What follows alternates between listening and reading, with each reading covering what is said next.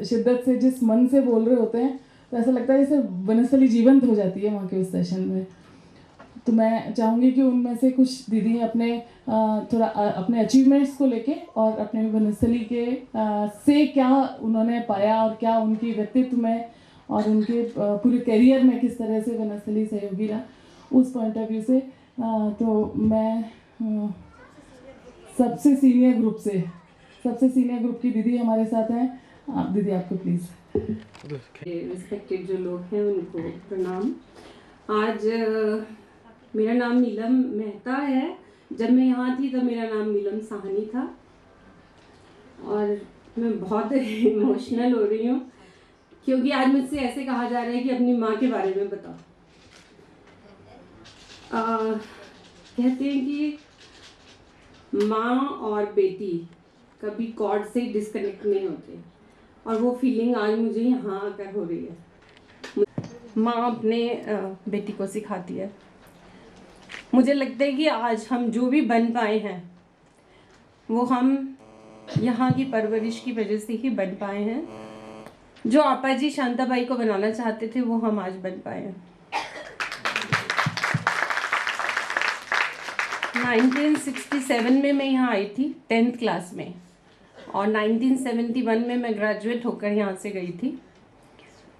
उसके बाद मैंने 1 साल लाइब्रेरी साइंस का डिग्री किया, और फिर ऑल इंडिया रेडियो में 36 इयर्स तक एज अ प्रोग्राम एग्जीक्यूटिव का काम किया मैंने,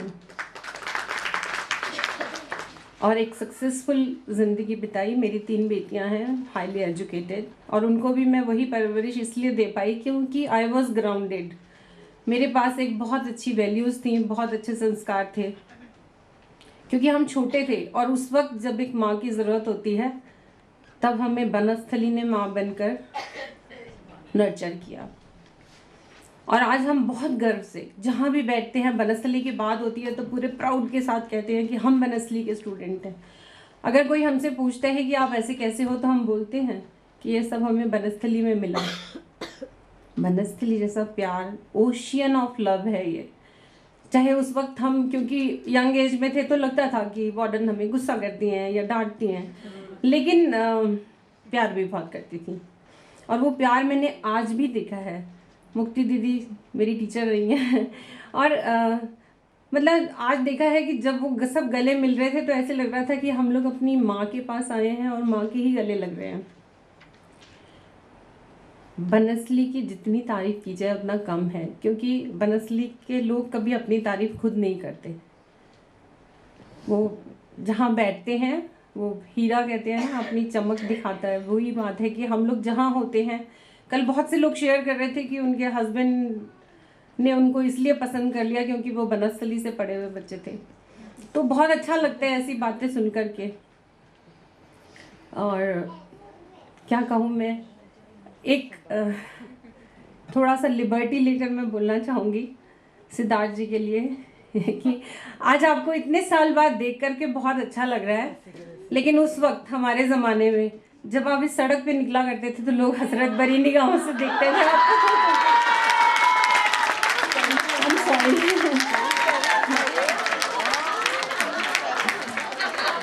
आपको। वो हमारा ज़माना था। और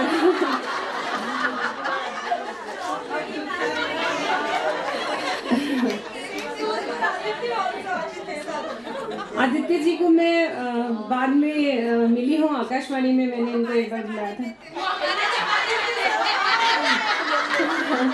you will get the opportunity.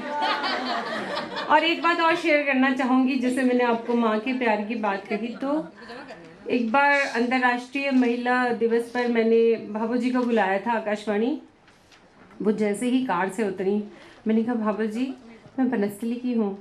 उन्होंने मुझे इतना प्यार किया कि मेरे वहीं पर ज़ोर ज़ोर से आंसू निकल पड़े, और सब लोग हैरान हो गए कि इतने साल के बाद भी वो आपको इतना प्यार कर रही है। मैंने कहा ये प्यार ही तो है जो हमें बार बार वनस्थली के पास लेकर जाता है। तो I am really very grateful and thankful and appreciative कि इस इंस्टीट्यूट में मुझे पढ़ने का मौका मिला, और मुझे जो भी मिलता है मैं उसको यही कहती हूँ कि वनस्थली एक बार ज़रूर जाना। जहाँ है वहाँ कुछ भी नहीं है। और एक बात और कि मैंने हिंदुस्तान के सारे हॉस्टल्स तो नहीं देखे, पर मैं दावे के साथ कह सकती हूँ कि बनस्थली जैसा अच्छा खाना कहीं नहीं मिलता। We always miss this food. Thank you. तो मैं एक राज की बात खोलना चाहता हूँ कि ईना दीदी ने हाँ भी वास्तव में तो सिद्धार्थ सर को देख के ही की थी क्योंकि दादा की हमेशा आदत थी, मुझे सिद्धार्थ बोल देते थे, सिद्धार्थ सर को आदित्य बोल देते थे। तो ईना जी के माता पिता और वो सब आए हुए थे, तो दादा ने आवाज लगाई, अरे आदित्य इधर आना। तो सारी बात वो सिद्धार्थ सर से बात करके ही वो सीट फाइनल हो गई थी। तो ये मैं आपके लोगों से शेयर करना चाह रहा हूँ।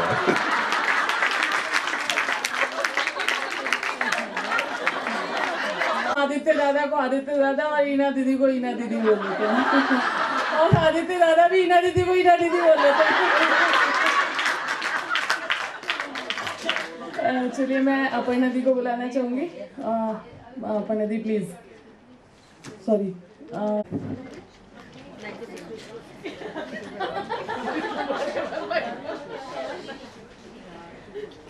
वाकई में जैसा कहा, बड़ा इमोशनल मोमेंट है कि हमारी इतनी सारी जीजियाँ जिन्होंने हमें प्यार किया, दुलार किया, हमें पढ़ाया, और मैं ये कहूँगी कि डांट नहीं, हमें संस्कार दिए। जो हमें उस समय डांट लगती थी, जिसको मैच्योरिटी के बाद हमने पहचाना कि वो डांट नहीं, हमारे संस्कार थे। उन संस्कारों की बुनियाद से हम इतनी मजबूत इमारत बना पाए कि हमें देख कर लोग ये पूछते हैं कि आपकी शिक्षा दीक्षा कहाँ से हुई है।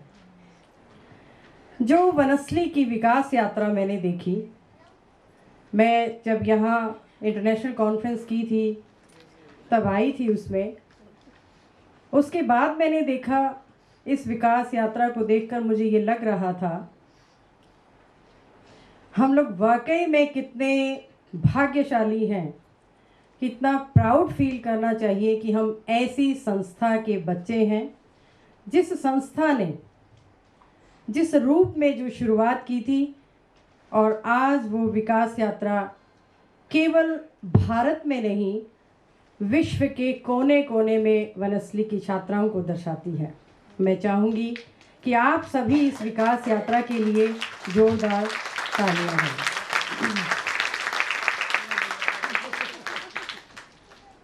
मेरे गुरुजन, मेरी बड़ी दीदियाँ, जिनको हम दीदी बोलते थे, जो हमसे सीनियर्स होती थी, उन सभी को मैं तहे दिल से नमन करना चाहती हूँ कि उन्होंने हमें ऐसे नरिशमेंट के संस्कार दिए जो हम आज अपने बच्चों में कल्टीवेट करते हैं।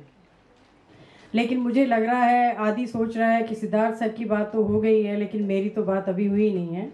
मैं आदि के ज़माने की हूँ, और आदि यहाँ हुआ नहीं करते थे।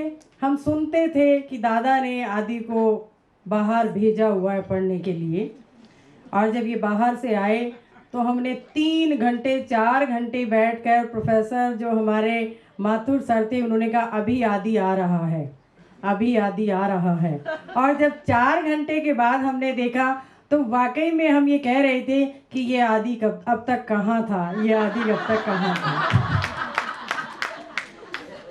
और मैं मानती हूँ कि ईना जी बहुत भाग्यशाली हैं कि उन्हें इतने संस्कारित परिवार से, इतनी संस्कारित फैमिली से, दायित्वपूर्ण, जो अपने दायित्व को दायित्व समझते हैं, अपना जीवन साथी बनाया। और ईश्वर से मेरी यही प्रार्थना है कि हे ईश्वर, इस जोड़े को दिन दुगनी और 4 चौगनी उन्नति बख्शे और इन्हें स्वास्थ्य, सुख और शांति प्रदान करे। हालांकि मैं इतनी बड़ी नहीं हूँ, लेकिन जो आत्मा से उद्गार निकल रहे हैं वो यही निकल रहे हैं कि ईश्वर इन्हें स्वास्थ्य बख्शेगा तो हमारे भारत की जो बेटियां हैं, जो भारत का भविष्य हैं, जो भारत की सशक्त महिला बनने जाती हैं, उनको ये शिक्षा दीक्षा प्रदान करेंगे। जैसा कि मुझे अभी दीपिका जी ने बताया कि मैं ये कहना चाहूँगी कि वनस्थली ने हमें जो साहस दिया है, उस साहस को हम उस समय नहीं पहचान पाते थे। जब हम स्विमिंग करने जाते थे तो वो हमें एक एक्टिविटी लगती थी, जब हम हॉर्स राइडिंग करने जाते थे तो हमें एक्टिविटी लगती थी। लेकिन जैसे जैसे हमने अपनी उम्र को पार किया तो हमने ये देखा कि वो जो एक्टिविटीज़ थी वो हमें साहसी बनाने के लिए, हमारे अंदर साहस उत्पन्न करने के लिए हमें ये सब करवाया जाता था। और इसी का परिणाम है कि हम इतनी विपरीत परिस्थितियों में भी अपने साहस को नहीं खोते हैं, अपनी ज़िंदगी को बहुत सहज तरीके से, अपने संस्कारों को साथ में समेटे हुए अपने जीवनचर्या को चलाते हैं। मैं एक छोटी सी बात बताऊंगी। वनस्थली से एमफिल करके और जब मैं जेएनयू में मैंने एडमिशन लिया पीएचडी में, तो मैं वहाँ की जो रिटन एग्ज़ाम के थ्रू पीएचडी में जो एडमिशन होता है वहाँ की टॉपर थी मैंने वो एग्ज़ाम टॉप किया। और मुझे ये पूछा गया कि आप हिंदी मीडियम से पढ़कर आई हैं, जिसे अंग्रेजी का इतना ज़्यादा जो दिल्ली के हिसाब से ज्ञान होना चाहिए था वो हमें नहीं था, तो आपने कैसे टॉप किया। तो मैंने उनसे बताया कि हमें वनस्थली ने जो एक करने की ताकत दी है, मैंने केवल ये देखा कि जब यहाँ के बच्चे कर सकते हैं तो हम क्यों नहीं, और मैंने अपने सब्जेक्ट की कमांड ली। मैं एमफिल में खालसा रेवेन्यू स्टेट के ऊपर मैंने प्रोफेसर कालू राम जी के अंडर में काम किया था। यू वोंट बिलीव, उन्होंने मुझे अलाउ नहीं किया कि मैं राजस्थान के अतिरिक्त किसी टॉपिक को लेकर काम करूं, और उन्होंने मुझे कहा आप राजस्थान के ऊपर काम कीजिए। और मैं वहां पर ICHR फेलो सेलेक्ट हुई और मुझे स्कॉलरशिप ग्रेड में वनस्थली के नाम को मुझे रोशन करने का मौका मिला। ये हमारी जो शिक्षा दीक्षा है, इसका जिक्र मैंने केवल इसलिए किया है कि अक्सर ये सुनने में आता है कि वनस्थली में थोड़ा सा इंग्लिश का, थोड़ा सा जो आपस में हम डिस्कशन करते हैं, लेकिन मैं ये कहती हूँ नहीं, अब वनस्थली उस रास्ते पर चल रही है जिस रास्ते पर हम चल रहे हैं। हमें मेहनत करनी होगी, हमें इंग्लिश को अपग्रेड करना होगा। दूसरी जो साहस यात्रा दीपिका जी ने अभी बताई, वो केवल मेरी पर्सनल लाइफ की है, और मैं केवल इसलिए शेयर कर रही हूँ कि मेरी जो छोटी बहनें हैं, मेरी जो बड़ी दीदियाँ हैं, ये ना सोचें कि हमें ही तकलीफ़ है या इस तकलीफ़ का सामना हम नहीं कर सकते हैं। मैं एक 15 साल के मेंटली चैलेंज बॉय की माँ हूँ, जिसको केवल थोड़ा सा सुनाई देता है और वो टोटली बेड रिडन है। मैं उसको देखते हुए 8 कॉलेजों को रन कर रही हूँ, जिसमें engineering, MBA, BEd, ITI, UG, उसमें मैं केवल जो साहस मेरे अंदर है, वो साहस मुझे वनस्थली ने दिया है। मैं 2 नेशनल NGOs की फाउंडर अध्यक्ष हूँ। एक अब मूव वनस्थली से निकली, वनस्थली के लिए कुछ करना चाहती थी, इसलिए ये तय किया कि जिस प्रकार से शिक्षा के माध्यम से वनस्थली विद्यापीठ महिलाओं को सशक्त महिला के रूप में देश के सामने, राष्ट्र के सामने ये करके दिखाती है कि शिक्षा ही एक ऐसा टूल है जिससे हमारी महिलाएं सशक्त हो सकती हैं।